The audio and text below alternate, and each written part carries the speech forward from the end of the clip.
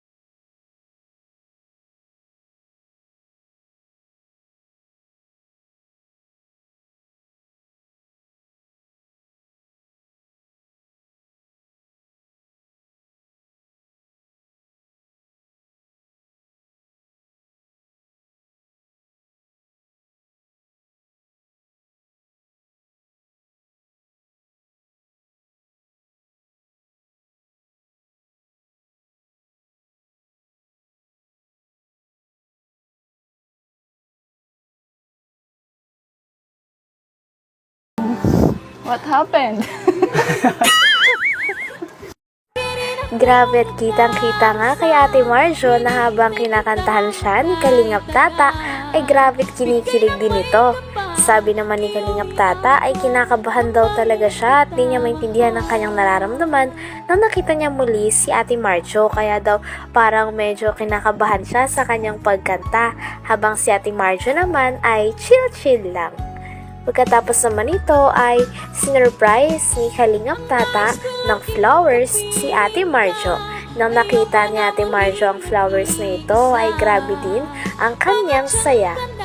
Grabe na din talaga magpakilig si Kalingap Tata at sabi pa nga nila ay bagong gising lang daw noon si Ate Marjo kaya inantay pa nila. Para sa'yo, Jo. Ganun. Thank you.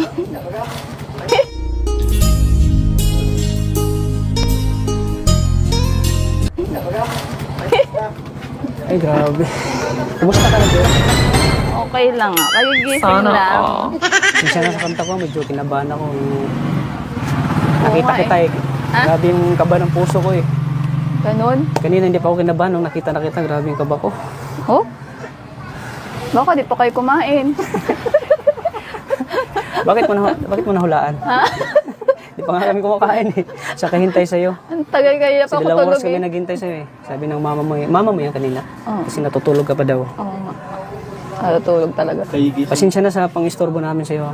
Nagustuhan mo ba yung kanta ko kahit kinabahan ako? Oo naman. Ngumiti naman ako. Wow, grabe. Grabe at first vlog pa lang ay talagang may pabanat na si Kalingap Tata na talaga namang nagpakilig kay Ate Marjo, lalo na sa mga manonood. Nakita niya kasi na hawak-hawak ni Ate Marjo ang kanyang aso, kaya tinanong niya ito. Sabi niya, "Marjo, aso mo ba yan?" Sabi naman ni Ate Marjo, "Oo, bakit? Gusto mo na rin ba maging aso?" Sabi naman ni Kalingap Tata ay oo, para maalagaan niya din si Kalingap Tata. Nang narinig naman ito ni Ate Marjo ay grabe ang tawa niya at kinilig din talaga si Kalingap Tata. Talagang umpisa pa lang ay kinikilig na rin ang mga manonood dahil ito ang kanilang pinakahinihintay ilang araw na. Pagkatapos naman nun ay hiniling naman ni Kalingap Tata na baka kung pwede nang lumabas si Ate Marjo sa kanilang bahay nang sa ganon ay mas maging maayos ang pag-uusap nila. Hulaan. Ha? Di pa nga kami kumakain eh. Alam ko ako lang kinakabahan. Pati ikaw din pala. Kinakabahan din siya pero nakita ko sa kanya mata. Oo. Hindi siya dating yung kinausap natin dati na ano, yung chill-chill lang. Yung parang ano na eh. Ayun, kinakabahan. Parang may kahalong ka ba? Aba. Hindi ko alam eh. Hindi pa talaga ako Kaano-ano ko lang eh. Kumain ka na? Ha? Baka hindi ka rin kumain. Hindi ka Kumain ba ako? Ha? Oo, kumain ako. Nakalimutan. Kinantahan ka lang ni tata, nakalimutan mo. Oo. Aso mo yan?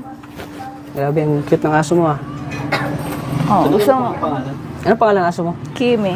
Ha? Kimi. Kimi? Gusto mo maging aso? Oo. Para malagaan mo ako. Ako'y tinamaan, puso'y tinamaan, sadyang ikaw lang. Sana aso na lang ako. Para lagi mo akong Ang lubuhat. binubuhat. Grabe, ang ganda talaga ni Marjo, ano? Alam mo, nung Curious din si Kalingap Tata kung nagustuhan ba ni Ate Marjo ang kanyang pagkanta kahit kinakabahan ito. Sabi naman ni Ate Marjo ay okay na okay pa rin sapagkat napangiti pa rin siya sa kanta ni Kalingap Tata na Sa Iyong Ngiti. Pagkatapos naman nito ay kinakabahan pa nga rin si Kalingap Tata dahil ito ay kanyang pinakahinihintay. unang kita ko pa sa'yo. Tapos, nung gabi na natutulog ko, napapanaginipan kita eh. Ang ganda kasi ng ngiti mo. Kaya kinantahan kita ng ngiti. Sana all. Bira kasi makita ng babae na ganyan kong ngumiti. Perfect. Oo, tingnan mo. Grabe, ang ganda. may ano sana ako. Ako yung natatap. Sa iyong ngiti pala. Na humaling, gano'n. Oo. Pwede bang... Sana Pwede mamukas ka muna dyan sa tindahan mo? Ay, hindi. Forever akong dito. Hindi ako lang ba sa'yo nga lang? Pwede bang makausap kita dito sa labas? Okay lang sa'yo? Ha? Nabulan na tuloy ako. Hindi ko alam yung nararamdaman ko eh. May akalong kabahan na alam mo, sobrang saya ko ngayon. Ano, Oo. Marjo, na nakita kita ulit. Nakita ko yung kagandahan mo. Ilang ganun ka na bang hindi mo nakikita? Sana all. Ay, halo. Pagkatapos nga ng napakatagal na paghihintay ni Kalingap Tata simula nung unang vlog pa lang nila, ay sa wakas lumabas na si Ate Marjo sa kanyang tindahan. First time nga makita ni Kalingap Tata si Ate Marjo ng harapan at talagang nakatabi niya pa ito habang nagkikwentuhan sila. Talagang hindi nga rin makapaniwala si Kalingap Tata na nasa tabi niya na si Ate Marjo.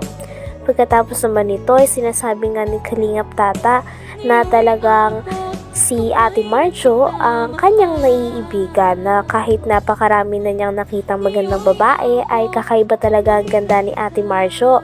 Kaya naman unang kita niya pa lang ay nabighani kaagad siya. Sabi naman ni Ate Marjo ay sa pool, kaya mas kinilig si Kalingap Tata. Galit ba?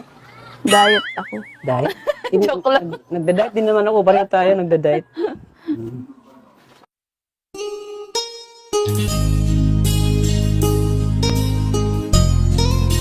Grabe.